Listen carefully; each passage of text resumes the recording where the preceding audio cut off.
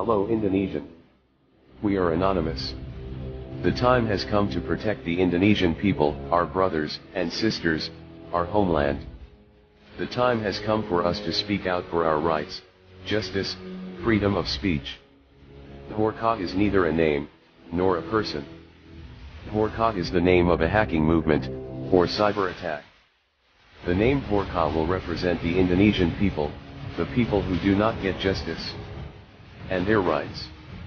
Don't panic, we did hack or steal the personal data of the president and the people of Indonesia. But we will not sell the data. Hworka exists because of monsters. Hworka exists because of Pancasila. Hworka hacked because Pancasila was not proven. This country is in a bad situation. Fuel prices are starting to rise. Some cases cannot be handled by state law. Do you still want to relax and watch news broadcasts on television? Do you still not care at all about this? Fight man, we can recover this all. Fight, I love you all. We are anonymous. We are legion. We do not forget. We do not forgive. Expect us. Dunia Shadow, dunia Bjorka ini unik dan baru setidaknya bagi Bosman yang bisa dikatakan sudah kelapa tua urusan Shadow, jadi tidak terlalu kenal banyak dunia Dark Shadow Intelligence dunia maya. Beberapa kali diintercept data Bjorka ini sangat tidak mudah dan belum dapat bahkan karena setiap 2 detik pindah IP. Bayangkan, kita pikir dia ada di Timur Timur, lalu 2 detik kemudian dia di Bosnia, lalu lompat lagi ke Rwanda, terus saja mengacak setiap 2 detik. Bahkan pernah dapat laporan bahwa IP-nya malah ke IP yang sedang melacak. Coba, bagaimana hal ini bisa terjadi? Kita mengecek, ternyata yang dicek alat kita sendiri. Tidak pernah bisa tahu apa, siapa, dan di mana mereka itu. Maka yang kita baca satu lagi, yaitu motif. Apa motif mereka? Apa motif Bjorka? Endgamesnya mau kemana? Maka beberapa langkahnya mulai terlihat benang merahnya.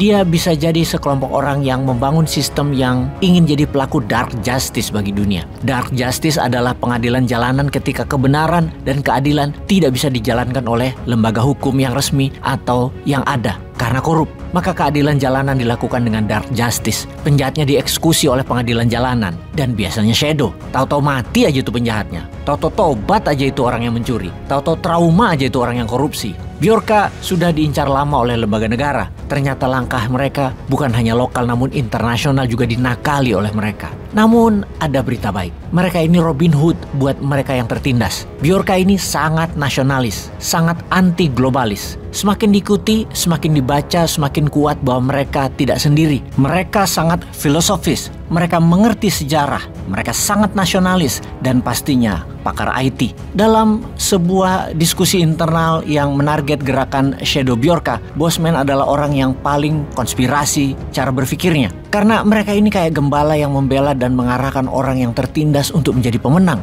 Maka mereka jangan-jangan adalah simbol bocah angon yang dalam literatur Jawa merupakan awal dari munculnya Ratu Adil. Awalnya Ratu Adil adalah bocah tukang angon yang kemudian muncul banyak gerakan namun tak terlihat karena dia dipingit, tidak dimunculkan. Kelompoknya atau gerakannya dipingit agar pemerintah yang tidak amanah tidak bisa menjangkaunya. Globalis yang mengincarnya tidak tahu di mana. Juga agar cabalis kelompok bawah tanah kaum elit musuhnya tidak mengetahui juga. Karena mereka muncul untuk mengalahkan 3 hal yang menjadi ciri dunia saat ini di bawah dark side yang dikendalikan oleh sisi gelap. Jadi begini Bosman melihat gerakan Bjorka lebih jauh ya. Dalam banyak literatur Islam ada sebuah istilah dukan atau dukon yang banyak menimbulkan arti secara meluas. Dukon terjemahan bebasnya adalah kabut atau asap atau debu. Apapun itu karena punya arti merusak. Maka kalau dihubungkan dengan perusakan massa atau mass destructive, maka bisa dipastikan hal ini adalah bom nuklir. Kemudian